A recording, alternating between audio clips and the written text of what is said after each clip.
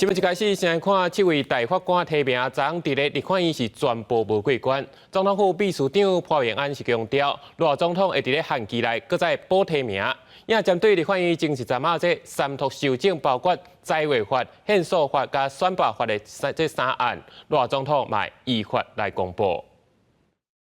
那么。 不需要任何人私下向我澄清，请问总统派谁去跟刘建怡澄清？我逐一打电话向各位被提名，所以你就打给刘建怡嘛。致意，私下打电话给他的很多人，哦，很多人啊，所以你是很多人安慰其一嘛。总统府秘书长潘明安证实，伫立法院全面法官大法官人事案了，受罗总统指名，有打电话给每一位提名人之一，也包括和民进党立委一体封杀的老正仪。 但是并无讲谈话内容，因那总统府方面就伫2个月内补提名，潘明安强调会伫咧法定时间内完成。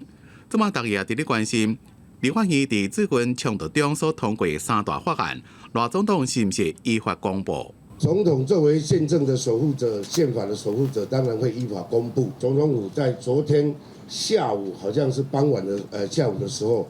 有收到这个样的这个咨文，但目前还没进入到程序。如果行政院提复议的话，当然总统就会核可，就会进行到复议，是吧？这个我要尊重，我们要尊重行政院。伫咧其中，在违法修正案，中央政府就会拨3700多亿的预算给地方。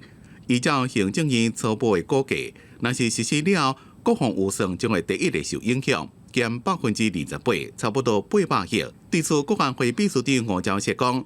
将会严重影响咱国建军备战加后勤维修的能力。很多理念相近国家以国防预算来看待我们是不是具有自我防卫的决心，下降30%左右的话，这个会送出一个非常错误的这个讯息。所以这件事情的那个结果会是很严重，必须要做出更缜密的这个讨论。对中国伫咧12月中发动的海上演训 ，AIT 最近讲。